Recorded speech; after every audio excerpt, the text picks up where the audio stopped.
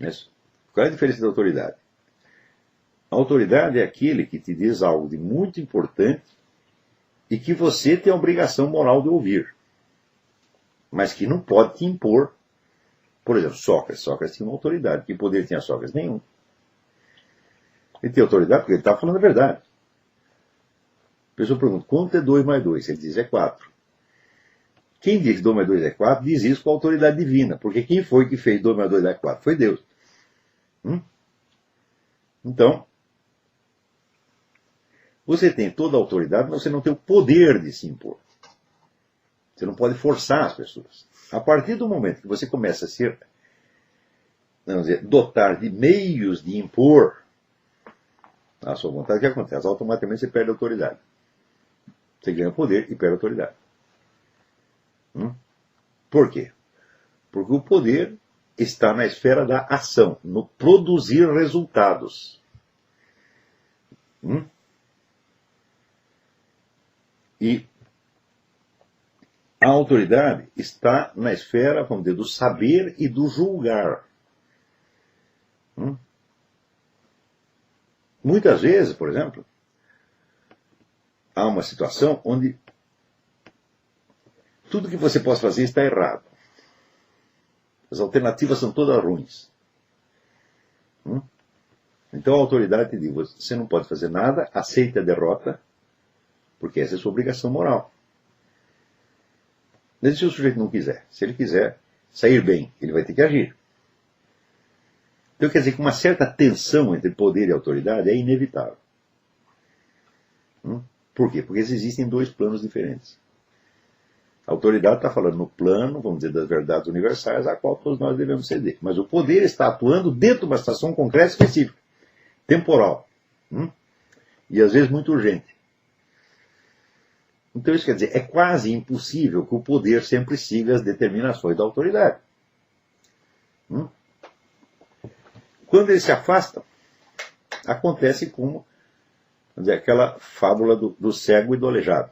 Eles se perdem no deserto, estão numa caravana, a caravana é atacada, morre todo mundo, só sobra eles.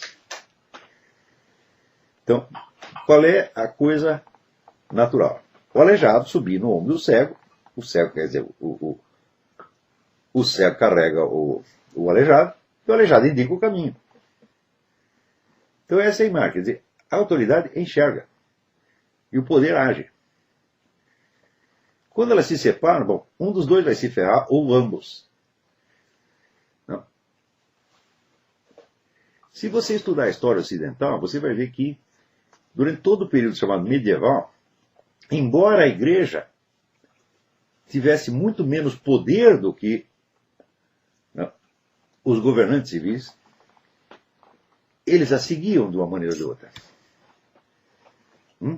Porque a totalidade do conhecimento era sintetizado e organizado pela igreja. Ninguém sabia mais do que a igreja. Você está entendendo? Então quer dizer que era natural a quem tinha o poder seguir a autoridade, porque a autoridade está como o aleijado que está indicando o caminho para o cego.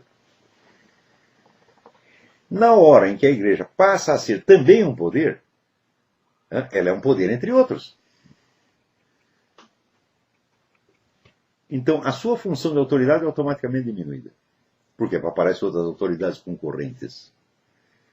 Principalmente isso acontece com a reforma. Então você quebra a unidade do mundo cristão. Existem duas autoridades antagônicas. Então qual das duas o poder vai seguir? O que os reis fizeram? Não sigo nenhuma nem outra. Eu me coloco acima das duas. E eu legislo sobre as duas. Está aqui os católicos e os protestantes se matando. Então o rei o que faz? O que você está do lado dos católicos ou dos protestantes? Não interessa qual lado eu esteja, eu tenho que governar a ambos. Então eu tenho que me colocar acima de ambos. E esta é a origem do Estado leigo moderno. Que é o Estado que não está travado por nenhuma autoridade intelectual. É o Estado no qual o poder tem o horizonte livre. Não precisa dizer que tudo que sucedeu de mal em seguida é por causa disso. Quer dizer, quando as pessoas lamentam que, né, a Revolução Francesa cortou a cabeça do rei, fala, mas o rei já tinha cortado a cabeça da igreja. Né? Ele foi o rei foi o primeiro revolucionário, evidentemente, do Ocidente. Né? Então, o que aconteceu nesse ínterim? Aconteceu que a esfera, vamos dizer, do julgamento moral, quer dizer, a esfera da pura autoridade, nessa esfera se abre um espaço que a igreja não estava ocupando mais. Ela, por assim dizer, ela não tem mais o monopólio do saber. Ela deixa escapar aquilo das suas mãos. Quando você vê, por exemplo, quando começa a surgir as novas filosofias, né, humanistas, cientificistas, materialistas, etc., etc., você vê claramente que a Igreja Católica não acompanha o desafio, ela se perde no meio dessa confusão que está aparecendo. Ela não sabe mais como reagir a isso. Né?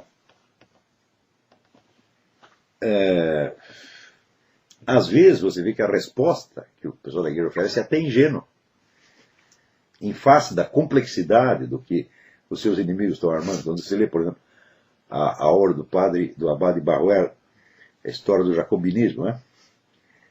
Ele explica toda a Revolução Francesa como uma conspiração.